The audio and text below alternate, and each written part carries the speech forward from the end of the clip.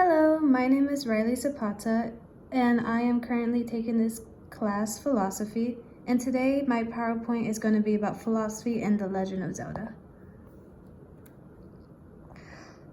The introduction. The Legend of Zelda has always been a childhood game for many, with this meaning that many people do not take into account that there has always been a deeper philosophy than a child can see. There are several Legend of Zelda games to take into consideration that talk about more of the philosophical area. They are The Legend of Zelda Link's Awakening, The Legend of Zelda's Ocarina of Time, The Legend of Zelda's Majora's Mask, The Legend of Zelda The Wind Waker, The Legend of Zelda A Link Between Worlds. The first one I'm going to talk about is The Legend of Zelda's Link's Awakening. The Legend of Zelda's Link's Awakening was originally published on June 6, 1993, and it was revamped on September 20th, 2019. This game has the philosophy of self-discovery, isolation. It is a tale about Link finding his way through an unfamiliar place far away from Hyrule and facing the challenges up against him. I'm gonna turn up my brightness. So a quote from Socrates, he has said, "The secret of change is to focus all of your energy not on fighting the old, but on building the new." Socrates' quote explains how instead of wasting your time and energy on the past, you can instead look towards the future and focus on building your foundation towards something greater and getting a grasp of your life. In Link's version, this quote could be seen as, instead of dwelling on his arrival in unfamiliar territory, he instead channels his efforts and really focuses on becoming better and facing the challenges that come before him, rather than thinking about the old and unnecessary things before. The next game I will be talking about is The Legend of Zelda Ocarina of Time. The Legend of Zelda Ocarina of Time was originally released in Japan on November 21st, 1998, but in America, November 23rd, 1998. It was released in various platforms in 2011. It follows Link traveling through time to stop Ganondorf from obtaining the Triforce and taking over the land of Hyrule.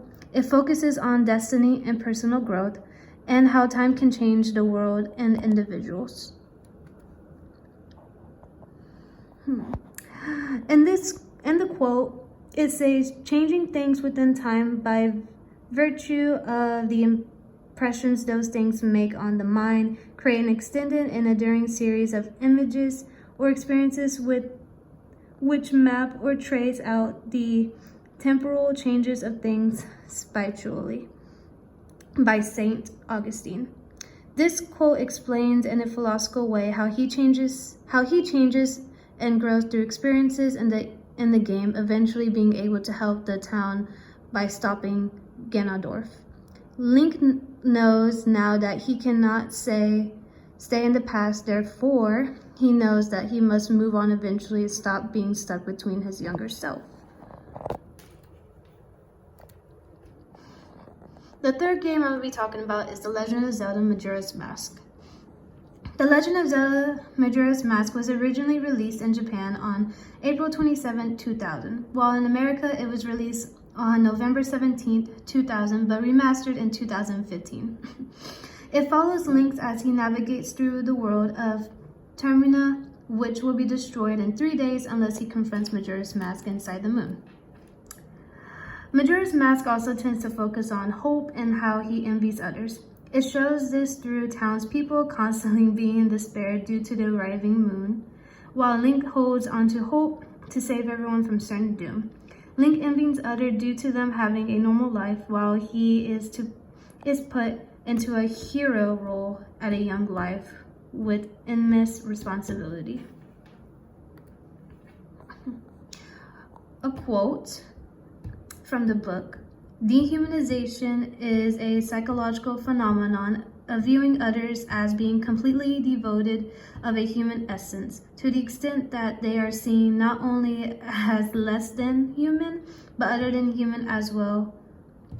Dehumanization doesn't only occur in wartime, says Nick Haslam. So in the game, it basically describes one of the characters dehumanizing itself into a mummy. These two quotes can be applied in Majora's Mask. Quote 1, the first quote, it talks about when everyone starts to lose himself due to the fear of the moon colliding, and some even going insane, turning into monsters literally. Quote 2 explains being applied that even though people may not be in war, fighting, and stress doesn't mean they cannot lose themselves to other forms of stress due to rough circumstances, some being even worse off than Link in some circumstances. The fourth game I'm going to talk about is The Legend of Zelda: The Wind Waker. The Legend of Zelda: The Wind Waker was out in America in March 24, 2003, but in Japan, December 13, 2002. In the game Wind Waker, it talks about heroism, destiny, free will, and identity of Link's journey. In Link's journey, the Wind Waker involves him leaving his home, facing numerous challenges up ahead of him, and defeating evil to restore his peace. A quote that says, "The people believed that the hero of time would again come to save them, but the hero did not appear. Faced by an onslaught of evil, the people could do nothing but appeal to the gods." From the Wind Waker intro. This quote explains how in the moment when the hero of time did not show, the people were in disbelief and hopeless that he did not save them from evil. They turned to the gods and praised that Link become the new hero to save the people from evil. And the last game I will be talking about is A Link Between Worlds. The Legend of Zelda: A Link Between Worlds was released on November 22nd, 2013. This game follows Link trying to rescue Zelda and the Seven Sages from the villain Yuga, who seeks to merge the worlds of Hyrule and Lorule. It talks about how fragile the world can be and how different choices can shape the fate of the world using empathy and understanding. The quote says, "Empathy was the amused mechanism to gain access to the mind of others, and the latter resulted in understanding the other mind. Whether there were other possible mechanisms to solve the puzzle of understanding other minds," by Mac Weber and Fran Deversines. This quote explains how Link's journey involves not just physical challenges, but also understanding the struggles and motivation of characters from both worlds, like why the antagonist reveals their actions to save their own crumbling world using empathy and understanding to see the reasons of her actions. And here's a video that I found about the timeline and history of The Legend of Zelda. This video explains the timeline of each game of Link. The video is around 26 minutes long. If you're interested in watching it, here is the video right here, and it does play, but I will not play all of it. But I'll show a clip that it does play. While the ad is going away. Over 30 years, it has innovated game design. The video does inspired work. Countless So the video does work. other game developers. And